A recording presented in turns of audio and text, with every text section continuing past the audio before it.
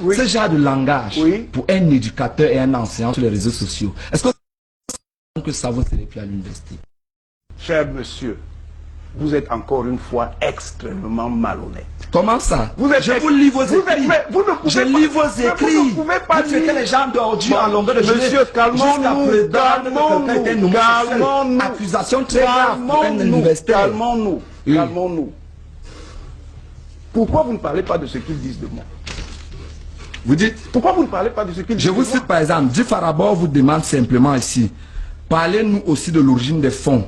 Oui. Des actions humanitaires, de ces actions humanitaires lors de votre colloque à Million, Mathias Eric Owonangini. C'est tout ce qu'il dit. Et vous avez répondu. Oui. C'est ce que moi j'ai trouvé, vous avez répondu. Vous sélectionnez des éléments. Reconnaissez-vous ces propos? Je dis... Vous passez la longueur de votre temps à traiter les gens d'ignorants, d'ordures, pour un enseignant, c'est quand même grave. Qu'est-ce qu'ils ont dit de moi? Il faut être honnête, monsieur. Ok. Je suis un homme extrêmement poli et courtois. J'ai eu des échanges assez vifs avec le docteur Mathias Eric Owonangini sur les réseaux sociaux à propos de ce colloque. Et dans l'une de ses réponses du colloque sur l'action sociale de la première dame du Cameroun comme prétexte à un règlement de compte, le prof Owonangini dit « Cette controverse lancée par un jeune activiste des milieux contestataires a été relayée par une bande de sectateurs dont le discours de disqualification du renouveau est largement fondé sur le ressentiment ethniciste et le dessein du revanche ethnocentrique. Et en guise de commentaire, il est là, il m'a fait savoir qu'il se souviendrait de mon acharnement et surtout qu'il m'attend à la surface de réparation. Je voulais savoir, ça renvoie à quoi exactement? La surface de réparation? Non, c'est que l'ensemble de ces discours... D'abord, ne faisons pas d'amalgame. Non. Et disons les choses telles qu'elles se sont passées. Oui. Moi, je découvre la polémique à partir de vous, de ce que vous avez dit, en disant que j'ai dérangé. Voilà. Je découvre la polémique à partir de vous. Voilà. Et là, vous avez été malhonnête. Je vais vous dire pourquoi vous avez été malhonnête. Vous avez été malhonnête parce que vous prenez des documents qui concernent tout un colloque. Oui. On voit manifestement que vous avez toutes les pages du document. Oui. Vous centrez sur Owonangini. Oui. À côté de Owonangini, il y a d'autres noms d'intervenants dans le colloque. Vous n'en parlez pas et vous mettez toute la responsabilité sur un colloque. Voilà ce que j'appelle la surface de réparation. Nous y sommes. D'accord. La surface de réparation, c'est de dire donc que c'est une démarche qui n'est pas honnête. Non, je voulais me rassurer. Si vous voulez, je voulais me rassurer. Laissez-moi aller jusqu'au bout. Si vous voulez clarifier le colloque, prenez-en pour l'organisation scientifique tous les éléments. Non. Vous ne pouvez pas centrer votre controverse. Ce n'est pas un problème de choix. En tout cas, si c'est un choix malhonnête. Non. Parce que je ne suis pas le seul contributeur. Nous y reviendrons. Je ne suis pas le seul contributeur. Je voulais vous rassurer. Vous méritez donc cette focalisation. Je voulais vous rassurer que au cas où il vous viendrait comme ça, un de ces 4 matins, l'envie de me menacer. Vous menacez pourquoi? D'accord. J'ai dit on ne sait jamais. Hein. Sachez que moi je respecte tout le monde. J'ai déjà menacé qui? Et j'ai peur de personne. Ah, nous y viendrons. Vous n'avez menacé personne. Tout à l'heure on parlait des injures. Vous avez dit que vous n'avez jamais insulté personne. Oui. Je vais d'abord poser une question. Oui. Vous sentez-vous supérieur aux autres Camerounais? Pourquoi vous dites, dans mon parcours, je vous ai jamais démontré que j'avais le mépris des gens? Si. En quoi? Je vais vous dire, je vais vous citer quelques-unes de vos saillies sur les réseaux sociaux. Oui. Vous répondez par exemple à un certain Thierry Poim, vous le dites, en vulgaire individu vénal, tu crois que je suis intéressé par l'argent? Je prends l'engagement, si ce colloque se tient, que je reverse tous mes gains à la Caritas et à la paroisse de la Basilique de Mvoli. Fais un capture d'écran, cher Thierry. Donc, ce qu'il y a de plus intéressant, vous dites par exemple, mes chers, l'ignorance est une vraie maladie. Et par exemple, vous dites encore, ce sont des petits psychopathes rongés par l'aigreur de classe et le ressentiment tribaliste, des vraies ordures vivantes. Et ça, ce qu'il y a de plus bien, vous dites par exemple à Di Farabor, une ordure comme toi n'a aucune prescription à me donner. Je n'ai que du mépris pour des gens qui sont versés dans l'ethnofascisme et ce qu'il y a de meilleur. Pour M. Ngananon, je termine là. Réponse à M. Charles, pour un éducateur, j'avoue que je tombe des nues. Vous dites, tu crois vraiment qu'être un sous-chercheur dans une université américaine, c'est une reçue, Charles? Tu n'as pas honte, toi un musulman pratiquant, d'être le larbin d'une starlette new-yorkaise. Ce gars Kamer épousé par un autre gars américain, prof à New York. Bon, manifestement, tout le monde a deviné que c'était de Patrice Ghana. Ce genre de langage, s'il vous plaît, ce genre de langage, pour un éducateur et un enseignant sur les réseaux sociaux, est-ce que que ça vous serait plus à l'université. Cher monsieur, vous êtes encore une fois extrêmement malhonnête. Comment ça? Je vous lis vos écrits. Je lis vos écrits. Vous ne pouvez pas dire les gens d'aujourd'hui en longueur de journée. Monsieur, calmons-nous. Calmons-nous. Accusation très grave pour un universitaire. Calmons-nous. Calmons-nous. Pourquoi vous ne parlez pas de ce qu'ils disent de moi? Vous dites? Pourquoi vous ne parlez pas de ce qu'ils disent de moi? Je vous cite par exemple, Di Farabo vous demande simplement ici, parlez-nous aussi de l'origine des fonds. Oui. Des actions humanitaires, de ces actions humanitaires lors de votre colloque à Million, Mathias Eric Owonangini. C'est tout ce qui. Et vous avez répondu. Oui. C'est ce que moi j'ai trouvé, vous avez répondu. Vous sélectionnez des éléments. Reconnaissez-vous ces propos? Je dis. Vous passez la longueur de votre temps à traiter les gens d'ignorants, d'ordures, pour un enseignant, c'est quand même grave. Qu'est-ce qu'ils ont dit de moi? Il faut être honnête, monsieur. Ok. Je suis un homme extrêmement poli et courtois. Avec ce genre de propos. Avec ce genre de propos, vous dites ce qu'ils ont dit de moi, monsieur. Qu'est-ce qu'ils ont dit de vous? Mais vous le savez, dites-le. Non, je ne sais pas. Qu'est-ce qu'ils ont dit? Ah bon, par contre, vous n'avez que les réponses. D'accord. C'est bien. On peut évoluer. Rapidement sur le colloque. C'est un procès. Lorsqu'il y a un colloque, généralement, il y a un comité de projet du colloque. Oui. Je ne vous apprends rien. Soumettre leurs idées, les initiateurs, à un comité scientifique, soit dans un établissement ou au niveau de l'université, si c'est inter-établissement. Après cela, maintenant, il y a ce qu'on appelle l'appel à communication. Après l'appel à communication, les gens soumettent leur résumé. Le comité scientifique sélectionne, répond aux différents sollicitants. Et après, maintenant, on tient le colloque, etc. C'est une démarche monolithique? C'est une démarche uniforme? Non. Tous les colloques sont organisés comme ça? Les colloques sont organisés comme ça. Ah, mais monsieur. Moi, ce qui m'intéresse. Il y a différentes manières d'organiser les colloques. Ce qui m'intéresse. C'est une technologie qu'on peut utiliser, mais ce n'est pas la seule possible, monsieur. Ce qui m'intéresse, pour le colloque de soir, il y a quelque chose de très important. J'ai une correspondance ici, là, où le vice-recteur, par intérim, demande au doyen, qui est censé être informé du colloque. Il informe plutôt le doyen et lui demande de choisir une rubrique budgétaire, dit ceci: dans le cadre de l'organisation du colloque, dont la thématique est les actions fondamentales, les droits fondamentaux, etc., je vous saurai gré des dispositions que vous voudrez bien prendre pour coparrainer ce colloque à travers la prise en charge d'un poste dépend de votre choix, conformément au projet de budget 6 juin.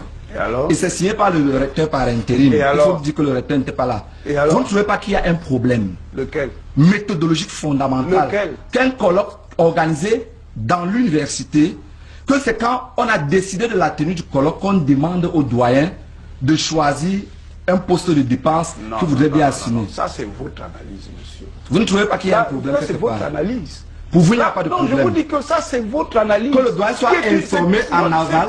C'est votre analyse, elle est biaisée. Comment? Manifestement. Oui. Manifestement. Oui. Ce courrier que vous évoquez, pour autant qu'il soit authentique. Voici. Je dis pour autant qu'il soit authentique. Je sais parler français. Oui. Pour autant qu'il soit authentique, ce courrier rentre dans la préparation. Vous avez bien noté que vous ne saviez pas grand-chose de la préparation. Rien ne vous dit que c'est la première fois que le vice-recteur, le recteur par intérim est en contact avec le doyen. Voilà. Qu'est-ce que vous en savez? Ah, dites-nous davantage. Apparemment, vous n'étiez pas organisateur. Moi, je vous ai dit que... Non, vous n'êtes pas organisateur. Je vous dis donc que ça fait partie de l'organisation. Ce que je sais, c'est qu'il y a exactement 2 semaines, jeudi d'il y a 2 semaines, le recteur était au ministère de l'Enseignement supérieur. Pour justement se plaindre de ce que ce colloque est organisé sur son dos et qui n'est pas du tout au courant, par des gens qui sont en quête de positionnement. Ça ne vous gêne pas ces genres de controverses? Ça, c'est le volet des organisateurs. D'accord, on évolue rapidement. Moi, je suis... Autre question.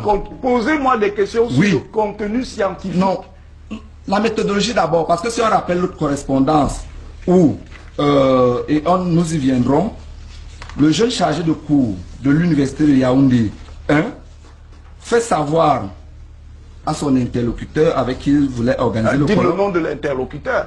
Le conseiller technique. Mais le conseiller technique, c'est qui vous citez des noms et dans d'autres cas vous ne citez pas. C'est ça qui est malhonnête, monsieur. Non, c'est si vous citez les noms de si vous citez les noms de les noms de tous. S'il vous plaît, monsieur le conseiller, je vous fais parvenir le projet. C'est la lettre qui est là. Je vous fais parvenir le projet du plaidoyer, s'il vous plaît. Pourrais-je la voir pour voir s'il n'y a pas de nom? Il n'y a pas de nom, vous pouvez la voir. Donnez-la, donnez-la. C'est pas difficile. Dans la correspondance, il n'y a pas, ça a circulé sur tous les réseaux sociaux. Ça, c'est le genre de choses manipulées. Comment? Quand vous êtes sérieux, puisque vous dites que vous faites la transparence, on devrait avoir tous les noms.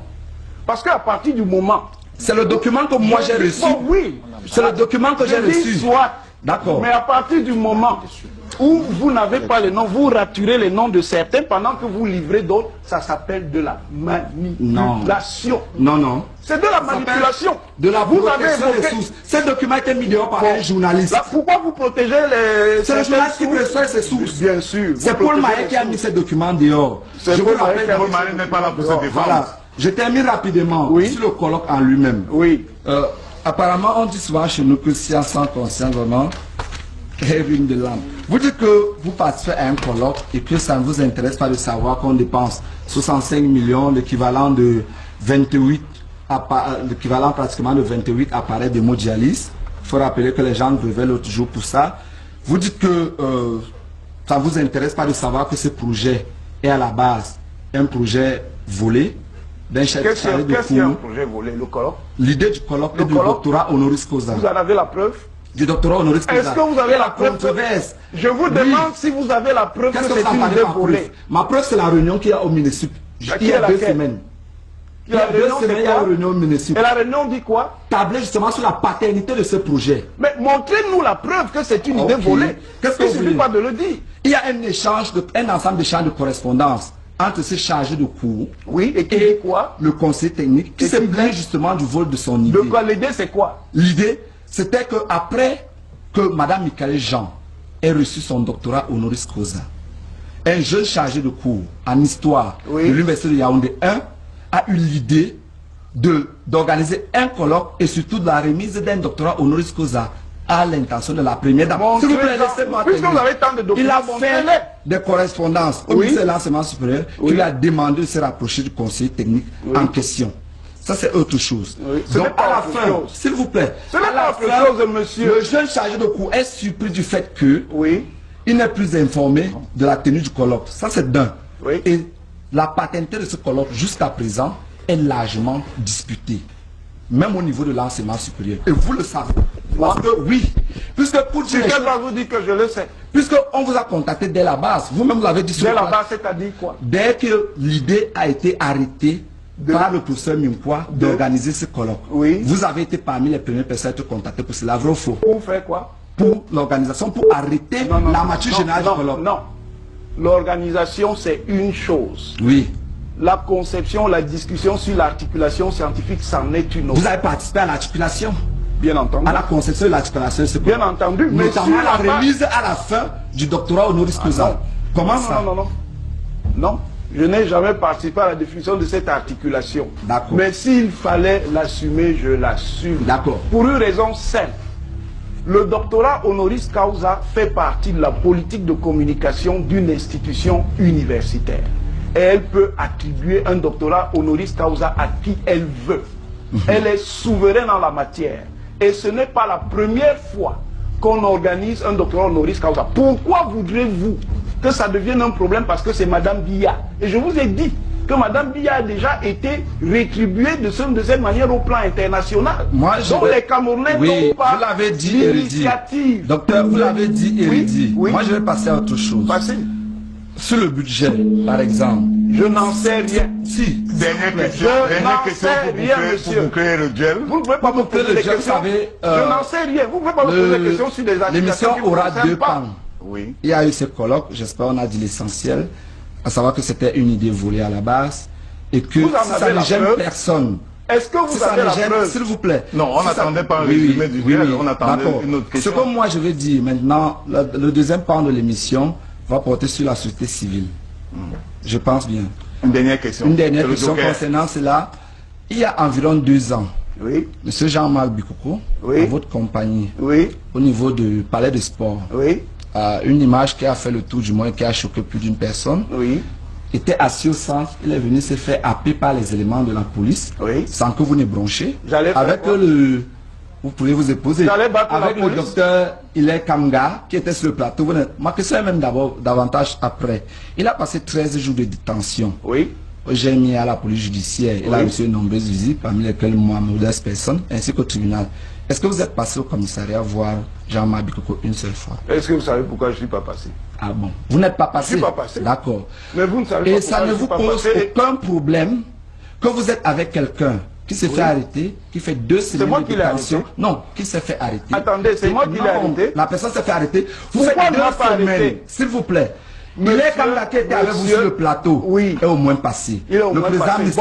Pourquoi vous dites qu'est-ce qu'il est comme gars fait? Puisque vous dites que j'étais là. Vous avez posé la question. Vous avez posé la question. C'est-il opposé à la police, monsieur? C'est-il opposé à la police? Non, légalement. Bon, voilà, ça me permet de revenir. Ça me permet de revenir. Ça me permet de revenir là. Au moins, ça me permet de revenir de répondre. Et sur l'ethnofascisme. Oui. Vous avez évoqué tout à l'heure Lazine Charre. Ça veut dire que vous savez exactement ce que Lazine Charre dit de moi. Non. Vous le savez, monsieur. Non. Puisque vous, quand ça vous arrange, vous allez piocher ce qu'il dit. Vous savez. Non. Puisque vous êtes allé piocher ce qu'il dit, ou ce que je dis quand je lui réponds, vous savez parfaitement. Voici ce que M. Charre a dit. Oui. Il a dit que c'est moi qui ai livré les Bikoko à la police. Est-ce que vous êtes passé à la police? Je dis, il a dit que c'est moi qui ai livré les Bikoko à la police. Oui. Et il n'a jamais signalé qu'il était dans la même situation que moi. Oui. Et moi, si je suis parlé, Monsieur Bikoko peut vous dire que moi je prenais les informations pour savoir ce qui lui arrivait. Et pour vous, ça suffisait de prendre les informations à distance? Je vais vous raconter notre histoire. Oui. Pour terminer. Je suis allé, justement, quand quelqu'un était arrêté à la police, on m'a refusé de le voir. Oui. Et c'est pour ça que vous n'êtes pas allé voir Bikoko? Par exemple. En 2 semaines. Merci Njoya Moussa pour cette contribution. Merci d'être passé chez nous ce soir, surtout d'avoir attendu. Nous allons prolonger, nous allons continuer la discussion ici avec la deuxième dorsale de notre entretien. Vous avez entamé avec cela, c'est la contribution de la société civile au préparatif de l'année 2018, conseil charnière avec